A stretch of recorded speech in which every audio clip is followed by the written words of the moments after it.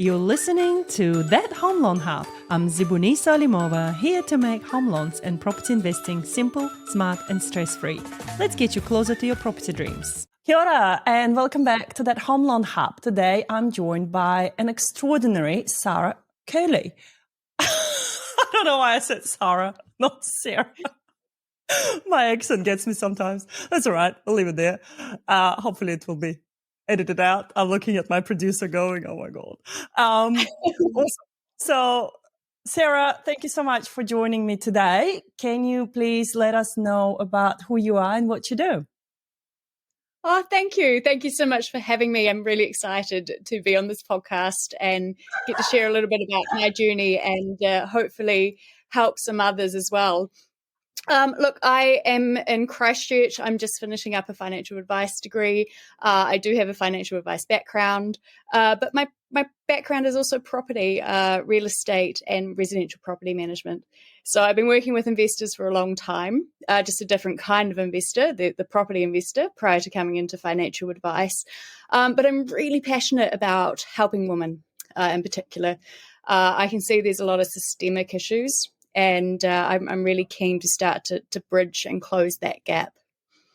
That's awesome, Sarah. You know, this inspires me and motivates me to see more women like you in our industry because, as you know, I'm quite passionate about helping women as well. And I think you and I, when we met at the conference a few months ago, we were talking about similarities in our journeys and how, you know, coming out, being married, having children, and then coming out of it and going through separation. And knowing what we know about numbers, even for us, it was still hard, right?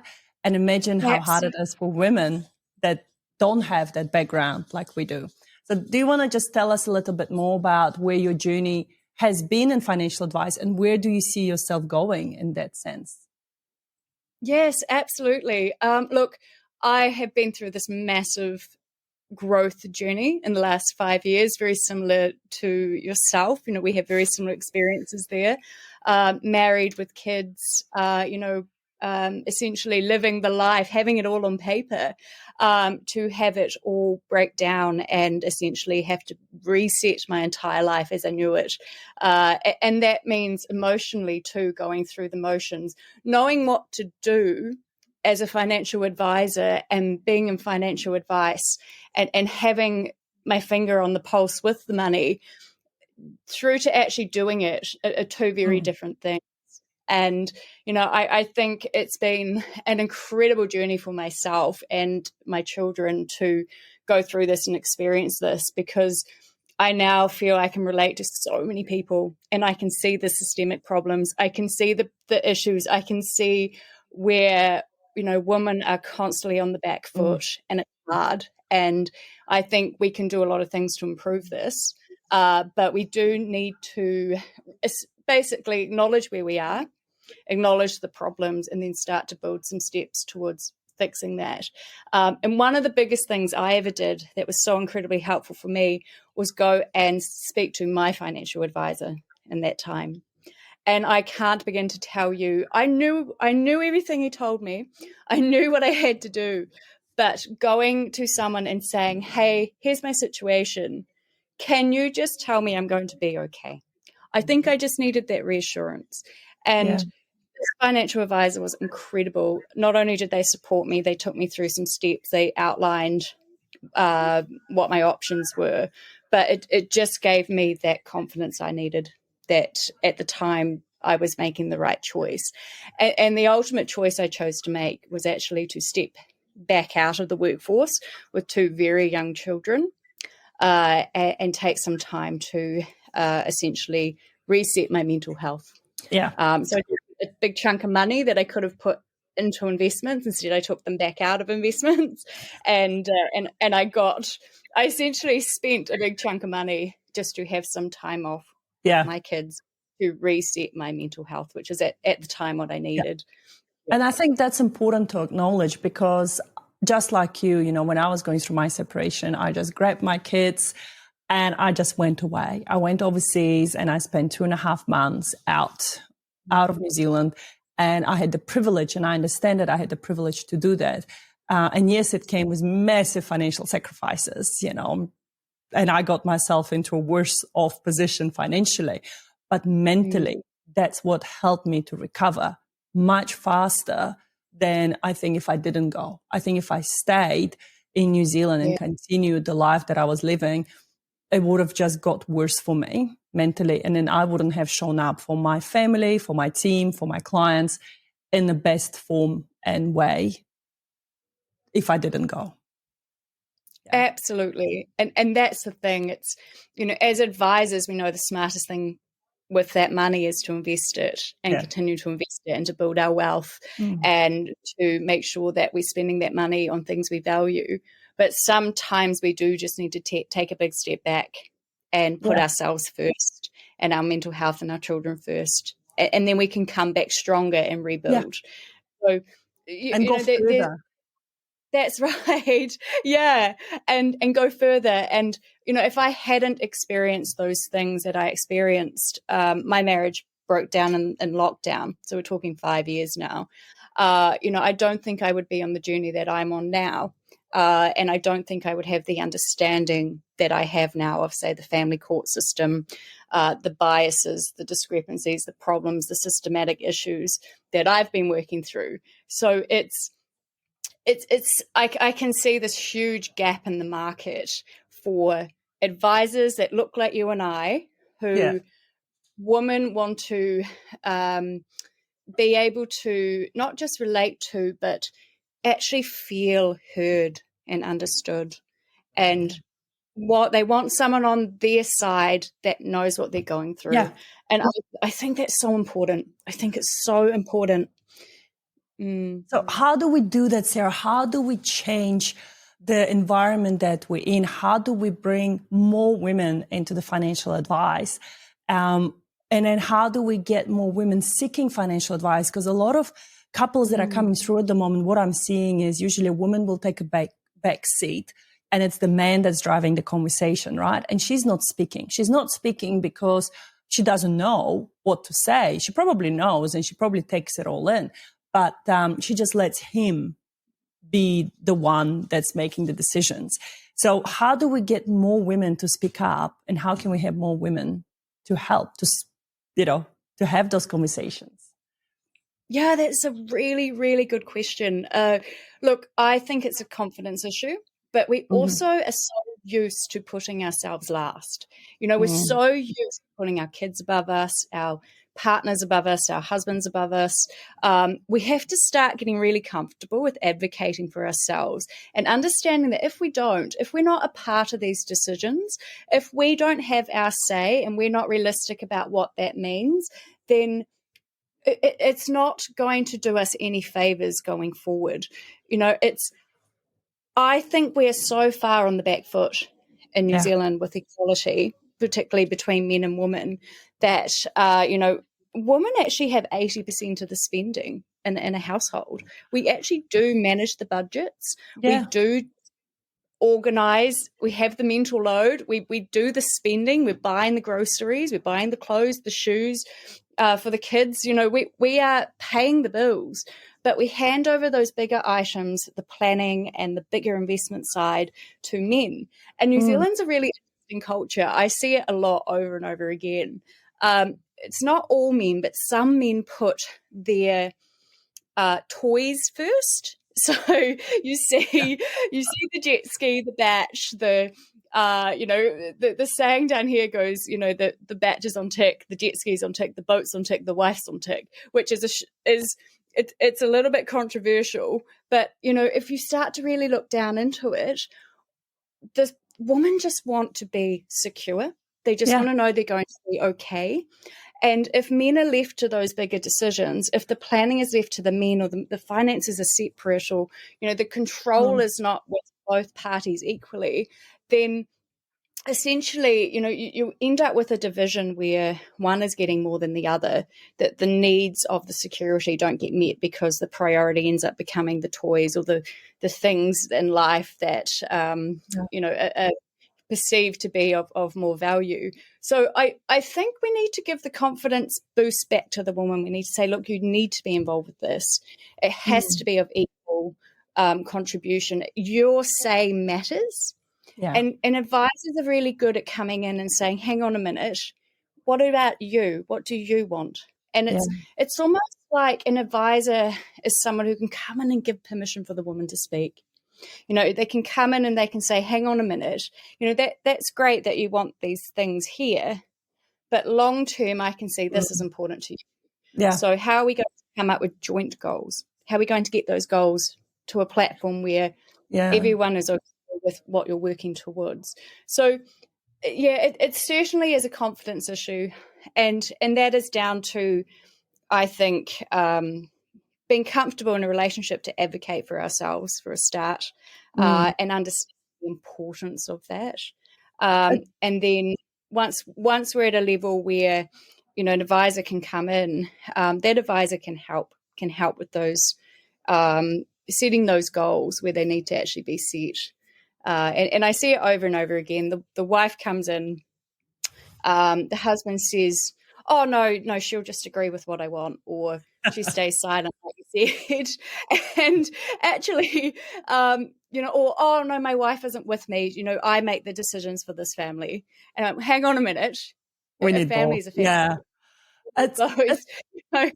It's funny. What I've noticed through my career in finance is that the first relationships often go like that. It's usually the man that does all the speaking, the woman does all the listening. All it takes is the marriage to break apart and then the woman to find her voice. And then suddenly she's in the second relationship. And then I see the complete opposite. Then I see usually the woman come into her power and she's the one talking. She's the one deciding. And then usually the man takes the back seat in the second relationship. That's what I've noticed. I don't know if that's, That's what. Great. Yes. Yeah. It's sadly though, as an advisor, what we're trying to avoid is getting to that point, right? Correct. We want the balance.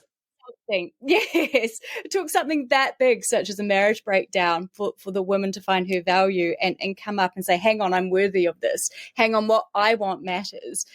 So, if we can come in at that earlier stage, that's where the value is, helping to get everyone on the same page, helping each other understand each other's perspectives and viewpoints, and understanding what you're working towards, setting realistic goals, but also goals that, provide for women in the future, children in the future, because it's not just children either. It's at both ends. Often as parents age, it's often the oldest daughter or the woman who end up taking over the responsibility too of the parents.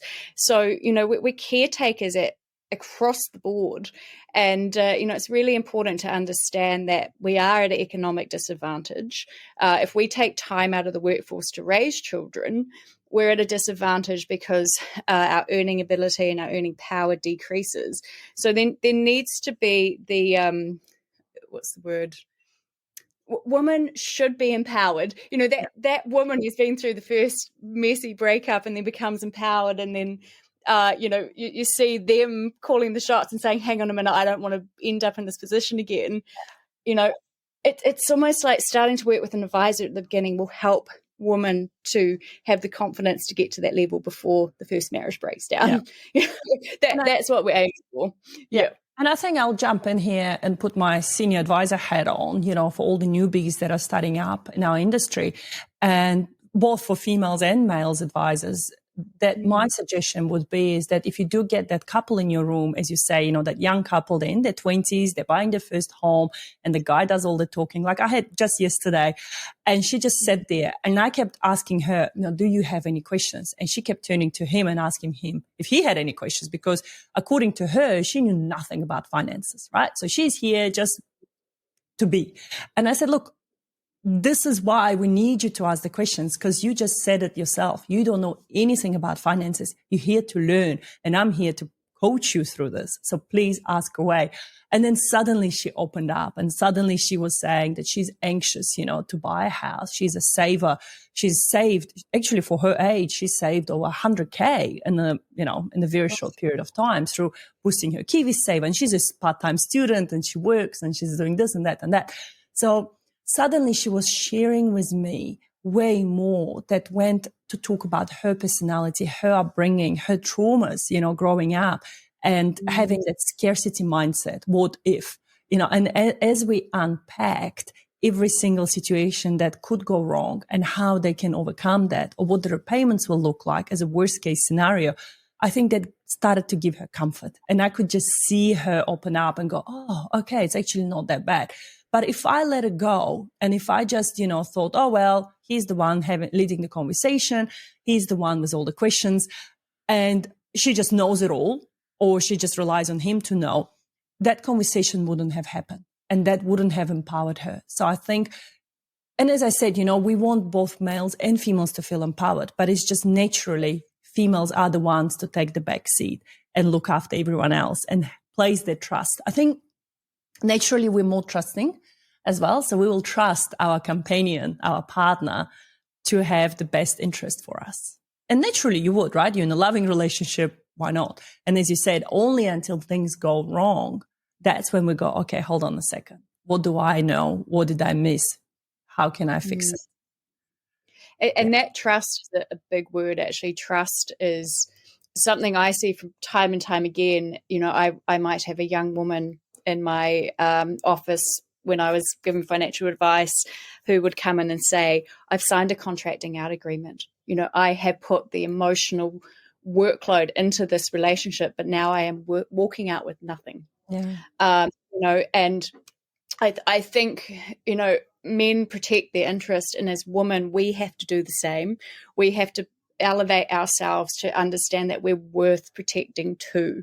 And, it breaks my heart to have these young women sitting in the office realizing they've been played, or realizing they're walking out of a relationship not protected by the Relationship Property Act anymore, which they would have got a lot more from because they've signed a piece of paper, which at the time they trusted their partner, to have their best interest at heart too. And, they're walking away with essentially their trust broken, their hearts broken, having to start again from scratch.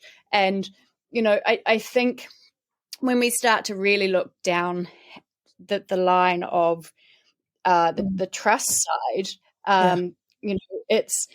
it's not always going to be 50-50 if a relationship breaks up. There are provisions in place for a reason, and often it's the men who've put them there. So we need to start just thinking about, how can we protect ourselves? How can we protect what we bring into this relationship? That woman who said, I've saved $100,000, that's fantastic, but that's $100,000 that she's worked hard for, blood, sweat, and tears, sacrifices to get there. So have these conversations. What if this doesn't work out? How are we going to protect that for you? It's not greedy or selfish to ask those questions as women. We have to understand that we're coming into these dynamics from a trusting perspective, but it doesn't always work out like that. So, trust is a big thing to discuss and talk about. Absolutely. And I think it's important to have those conversations when you are in a loving, trusting relationship. As they say, discuss those things when things are good, not when they're bad, because once they're bad, there is no coming back from it. And, from bad to worst, right? It just gets, at that point, you can't really agree. You can't really see eye to eye, because there is hurt egos. There is, all sorts of things that could have happened in that relationship that prevent you from sitting down and talking to each other. So when you are in the beginning of your relationship and when things are fantastic, this is the time to actually go and sort that out. And I think the best time to sort it out. Absolutely the best time. And that's where an advisor can help as well. You can blame it on the advisor. My advisor said, my advisor suggested, we need to go and speak to a lawyer, the advisor said. And actually, that's the beauty of bringing a third party into these dynamics. They are emotional. They are linked to our trauma as children. They are linked to our trauma as adults. It's not always going to be a very straightforward, simple exchange of, well, this is logical and that's logical, so therefore we have a logical agreement together. Money is emotional. And, that's why people fight in relationships about money so often. It's not actually about the money. It's about all the other things in the background, the value that someone brings, being seen, being heard. So, the advantage of bringing an advisor in early is most certainly the benefit of peace of mind and being able to look to the future for these possible scenarios and situations.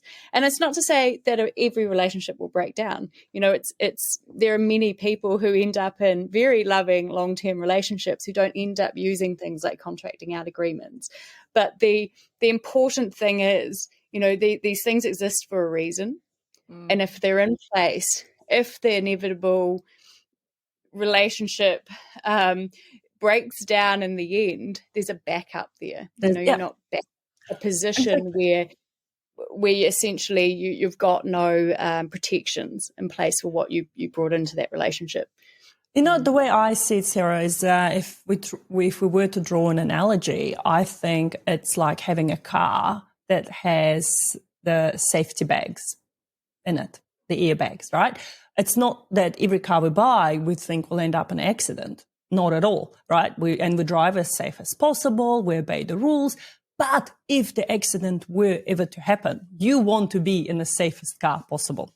You want to have those airbags coming at you from all directions, right? You want it to protect you. Love it. Yes. So I think, in my opinion, it's analogy of the relationship contracting out of agreements, or getting that independent financial advice or legal advice, et cetera, et cetera. So it's basically putting yourself in the most safest vehicle you can have, not because you want to crash, but because if you do crash, you are safe as you can be. Absolutely. And the reality of women's situations are that we often do take time out of the workforce to raise a family. We often are economically disadvantaged in the long term. We have the gender pay gap. We have the pink tax. Hold on. Let's stop here. Stop here. The gender gap pay. We have to address the elephant in the room. Okay, let's address the elephant in the room. And I have to ask you, what's your opinion on what's just happened in New Zealand, in the government? The budget was announced and there was a massive, massive cut, right? Aimed at that payout that everyone was promised. It was 12 billion, I believe. What's your opinion? Oh, this is something that breaks my heart. It absolutely breaks my heart, because there are many, many women in these roles in particular who are now going to miss out on essentially a pay rise that they were promised or working towards. It is stealing money from the most vulnerable.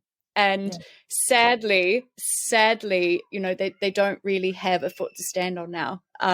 So it's the teachers, the midwives, it's the ones who the industries that are predominantly dominated by women who are now not going to get essentially value for what they do. And I'm devastated for them. I'm really devastated for them.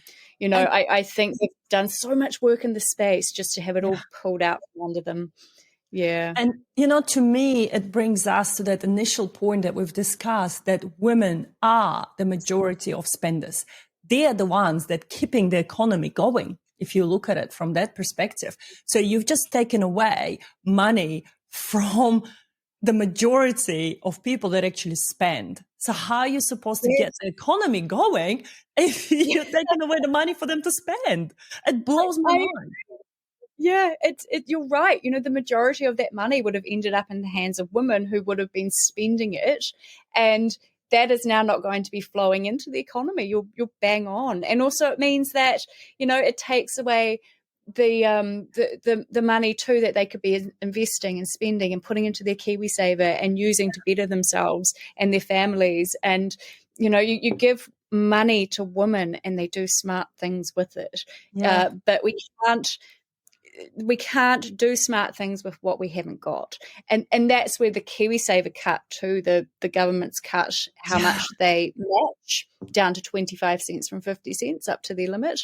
And it's heartbreaking, because I have had so many conversations with stay-at-home mums saying, hey, do you realize if you put this amount in, you're going to get this back? It is the very minimum you should be doing. And they don't even think about that. Oh my goodness, you're right. As a stay-at-home mum, this over the years will compound into huge amounts of money. And it's the one thing I can do. And now that's been cut. So, I look at who's impacted by that the most. And I think actually stay-at-home mums are hugely impacted by that change. And it's heartbreaking. It's heartbreaking because it's once again women who are taking the majority of the hit. Yeah.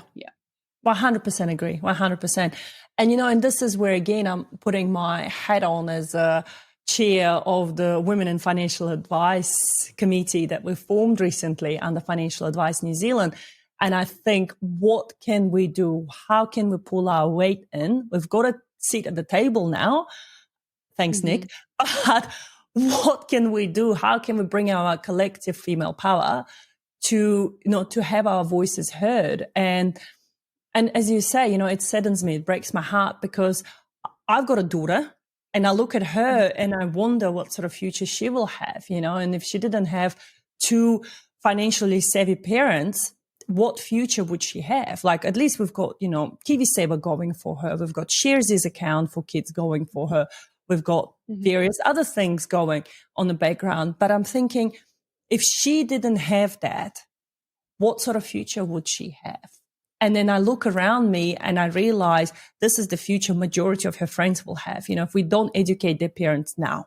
So, and I think when you make it relatable back to yourself, back to your own circumstances, and you understand the pain of the everyday consumer, then okay, this is the steps I need to take to move them forward. And it's those conversations that we have, right, at the rugby field, standing next to mums. Most of those conversations actually don't happen in the office. I often find those conversations happen at the kinder pick up and drop off, at the school pick up and drop off, at the sports fields. And I would assume it's the same for you. Yes, very much so. I have one daughter as well. And in fact, I'm very, very passionate about just having these random conversations about money and equality and fairness. And I remember the first time I said to her, do you know what the gender pay gap is? I said, do you think it's fair that as a girl, you get paid less money for doing the exact same job as a boy? She turned to me and she said, are you kidding me, Mum? So, it's having these conversations, bringing these things out and saying, how are we going to fix this? But you're right. Those conversations happen on the sideline. What I would like to see from an advisor perspective is more women in this industry. And I think we really need to start to explain what financial advisors do to people so they're interested in it as a career. I think it's a great job for mums. It's flexible. Often you're self-employed and you're contracting, so the hours you set around your kids, if your kids are homesick, you can accommodate that. But the more representation we get in this industry too, the more women we get sitting in front of more women, the better we will be, because we will have more conversations with people that really get us and understand us than people who potentially may not. So, I am all for advocating in this space. The entry point is quite simple. It's not a huge qualification to do to get into financial advice, but the flexibility and being able to work around families and children has been, speaking to other women in this space, has been absolutely huge, for them to be able to essentially work and, have family lives that they can manage and juggle. So, I think something like 26% of advisors are women. Yeah. So roughly 1 in 4. But we have 50% of the population as women. Right. So, let's get that up. I'm hugely advocating in this space, not just to bring more women in, particularly women with life skills, women that can relate to women who get it and see it and understand the situation that's in front of them because they've lived it. It's lived experience. It's huge if we could get more women in. But then also from the other perspective, from a consumer perspective, we need to really do a better job at explaining the value that we bring as advisors. So people understand the big questions. What's it going to cost me? How does it work? What value do I get in exchange for this? So I think we have a challenge on both sides. I would love to see more women into this space. I would love to see more women understand just how amazing it is, particularly if they have families to work around, or what a great career and profession financial advisors, but also from the other perspective, the importance of getting it and why and the value, because often it's not actually about what should I stick my money into. It's about all of those other things. It's about. It's the Sorry, you go. It's the interpersonal skills as well. One of my best advisors, she is actually a beauty therapist. And we found majority of our clients, because she still does it as a side job, majority of her clients come from that table. They travel from her table to my table. And it's awesome, because what it means is that she's able to build that rapport with them as she's providing a beauty treatment. And it's natural, right? When we go for a treatment, we relax and we talk to our hairdressers. They often say hairdressers are the best therapists.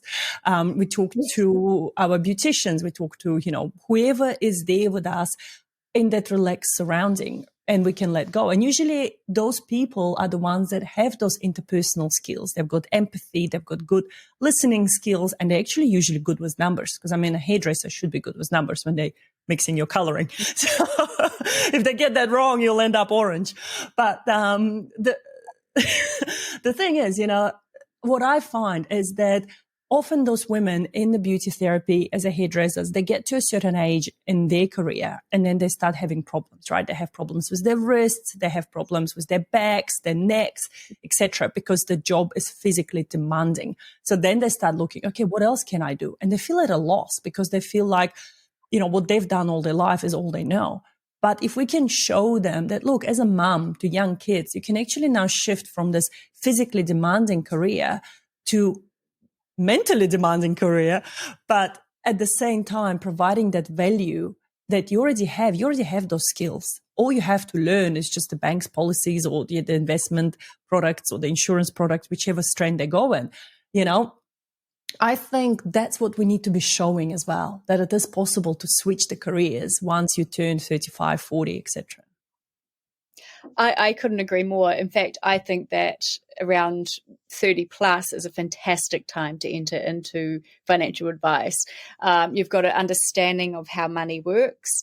You've got an understanding of life skills, and you're in a position often where you're either looking to buy a house or you've got commitments and dependents. And bringing those life skills, like you said, that they have the soft skills.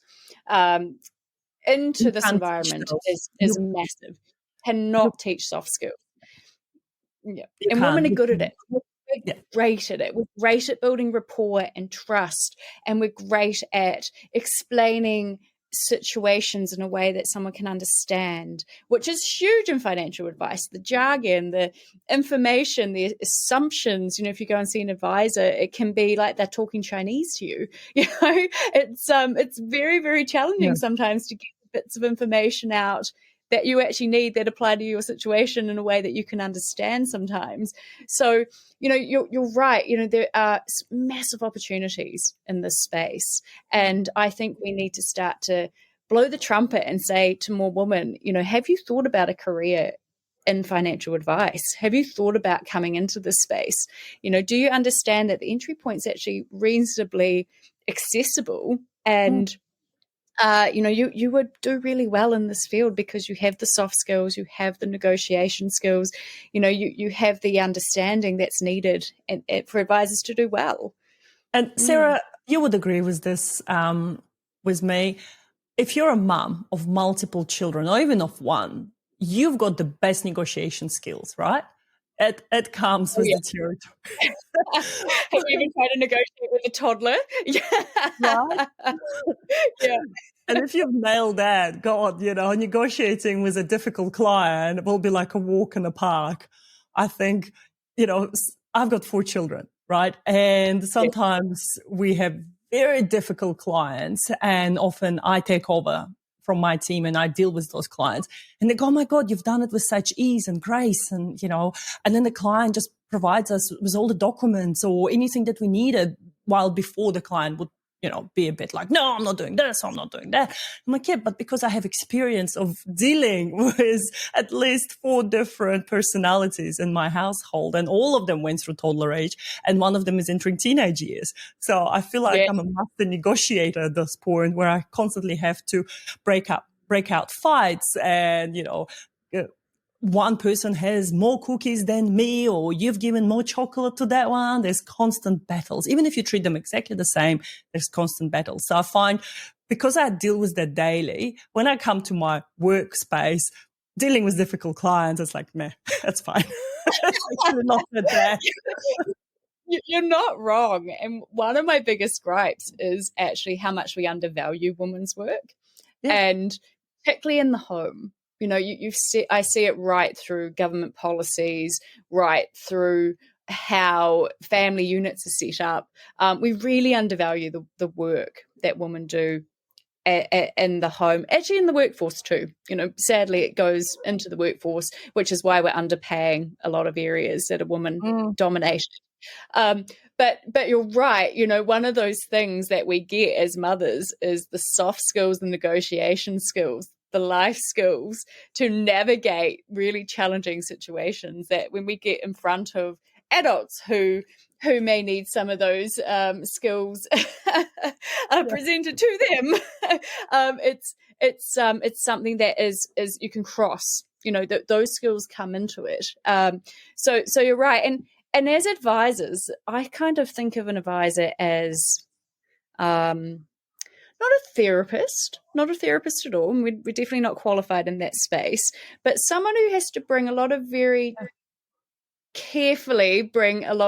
challenging elements out to get the most of a situation in front of them. And that means some very careful wording and some very careful negotiation between couples. And those skills, you have to learn them. They're not something that is just, you can't just apply without having the soft skills to start with. So, yep, I agree. The parenting is actually a life hack for advisors to transition across to dealing with some very challenging situations at times. Yeah. No, sometimes I joke about that the best accident that happened to me was getting into the finance industry, because I did get into it by accident. I was going to actually study part-time my counseling degree. I really wanted to become a therapist and go down the counseling route. And then during my studies, I've discovered that the studies were all online. So I had to find something to do, because I couldn't just stay put, and I quit my job. So I was like, all right, what am I going to do? And I've applied for several jobs, and one of them was a banking role. And I ended up getting a job at the bank as a teller. So at the age of 24, 25, yeah. And I've never thought to myself, I will end up in finances. But I just loved it. I just loved the aspect of being able to help people, and every situation was different. Like as a teller, especially, I wish I've written a book back then, as some of my friends were suggesting, because I'd come home every day and I'll have this amazing, bizarre stories of the situations you had to resolve at the teller counter, right? And back then the banks, it was pre-COVID, the banks were way busier than they are now. So people will turn up and they will ask for XYZ, and then you have to sort this and that. And I remember thinking to myself, oh my God, this is so cool. How can I go back to being a counselor? How can I, while I was studying? And then I also discovered I was pregnant. So I was doing, my studies, I was pregnant, and then I was working at the bank. So I was like, oh my God, where do I see myself? What do I want to do? And then I've realized the more I ask myself that question is, I want to stay in the bank. I want to help more people. And I probably would have stayed in the bank until forever if this opportunity didn't come up and landed at my feet, sort of thing, to run with it. But this was sold to me as a dream to work part-time from home, because I just had my child number 3, which was another amazing accident of my life. And, to stay home and work from home and look after the kids. And I thought, oh yeah, that sounds cool. I could manage that. And I did manage. I don't know how I did it back then, but I did manage with no family support, with no village, so to speak, because we've just moved to a new city. So I feel like, every time I look back at my journey and I think, gosh, how did I do it all? But I did it. And I look at the women around me that I think will be amazing financial advisors. I'm like, just believe in yourself. You can do this, you know. For Yes. one, Yeah. you have less kids than me. For two, you've got all the amazing soft skills that I never really gained, so to speak, you know, being a hairdresser or a beautician or whatever, you know, you have those skills. I just developed them, I think, as I worked in university with students. So it's, it's how do we empower those women to believe in themselves, you know, and I think this is where Yes. the role of this podcast is coming into play. These are the conversations we're having right now to at least start something. Because I always say, if you want the change, be the change, right? Be the one Yes. driving it. Absolutely. I couldn't agree more. And actually, I think you underestimate the skill set you obtain, the soft skill set you obtained, and negotiation skill set you obtained working at the bank. Those crazy situations you found yourself in, Yeah. that's an equivalent essentially of working in retail. And gosh, working in retail is one of those areas where you're actually just managing people. Yeah. You're managing people. Yes, it's sales skills, so you pick up some sales skills too, but you're managing people, and that's where the soft skills come in. So you would have gained crazy stories, but also crazy experience. Oh, And I we can't overlook that experience over the years that we gain from these different roles that we play. But you're right. We do need to get creative. I had to get creative. I went through a divorce in COVID, and I had 2 young children that at the time I had almost full time, and I didn't have an option but to be creative because they had to attend a school that was at the bottom of the Southern Alps, an hour from the city. They still do attend a school very far out of the city. okay. I can't have a 9 to 5 job. There's no childcare out Yeah. there. I don't have family support. So for me, being creative means making sure that my work fits around my family and the flexibility I need. And I feel so incredibly grateful that I can turn up to my kids' cross-country events and Yeah. fundraising events and do the sausage sizzle when I need to. And, it's a privilege to be able to have that time and that flexibility, particularly when I do not have the family support either. So it's it's one of these jobs that I think we need to take a second look at it around how this fits in with our lifestyles. The 9 to 5 doesn't work for everybody. It doesn't work for me. It most likely won't work for you. No. And you need that flexibility. You've got a sick kid this day. You need to be able to not come in.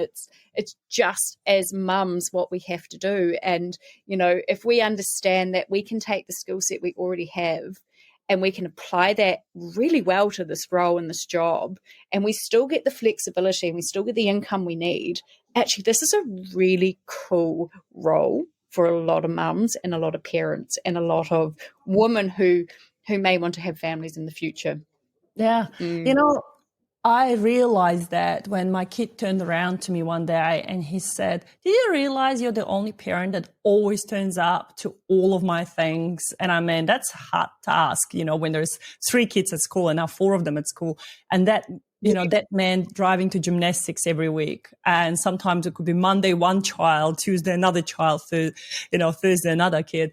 And then I turn up to all the taekwondo practices and I turn up to all the things. But it's amazing because I felt guilty. I thought they see me on my phone all the time, right? Because I'm always on my phone. I'm solving problems, putting out fires. And before I even had a team, it was always me. So I had to be on call. Yes. And a lot of my clients were quite understanding. If they heard a baby crying in the background, I would give them warning beforehand. When they would be dealing with me, I would often say, "Look, I'm a busy mom. I've got young family. I'll definitely get you sorted, all your finances. But if you call me and then if there's a kid crying in the background, I apologize in advance." And clients that understand, these are the types of clients you want to work with anyway. And the ones that Yes. don't understand, you don't want them as a client. That was my rule. And I was very fortunate that through the years, all my clients were very, very understandable and still are. And I love them to bits for that. But to me, it was awesome to hear from my kids that, "No, mom, you hardly work." And I was like, "Really? I hardly work?" So it was awesome. I could have got offended because I feel like I work 24/7 sometimes. But it was awesome to hear from my child perspective. They didn't see me constantly on my phone, replying to emails, talking to clients, talking to banks, that they see me present at all of the activities. They see their mom there at cross country, and things like that. So sausage sizzles, all those things, and that made me smile. That made me proud. That made me feel like, okay, because you carry that mum guilt, right? You carry that guilt of, am I enough for my kids? Yes. Am I doing enough? So that was awesome to Yes. hear. That is amazing to hear, because not everybody gets the privilege and the opportunity to be able to show up like that. And like you said, the mum guilt is real. The clients that you work with who get it are the ones you want to work with. And, your kids are seeing you turn up. They're not seeing you on a phone, on a laptop, making it work. And I know the juggle's real. The juggle is real. It is hard work. Yeah. But, it's interesting. It's mindset too, because, you're saying, I feel guilty. I'm always on a phone. My kids would see me from the phone perspective, but your kid is saying, no, I see you turning up and being present and valuing what I do and seeing me and hearing me. And, that is the beauty about doing what we do. We can turn up, be seen and heard, and our kids see that. Yeah. And yes, like sometimes we are still doing emails at 11 o'clock at night when they've been asleep for 3 hours. Yeah.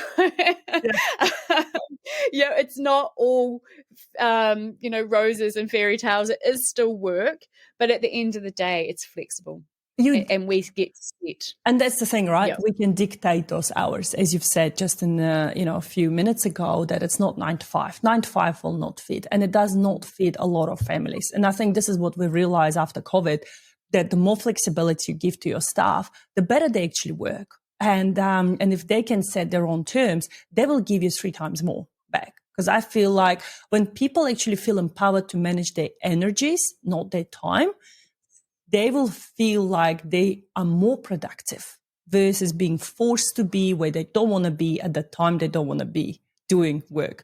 So it's that balancing act. And I think it comes again back to the trust. So emotions, trust, money, it's all interconnected.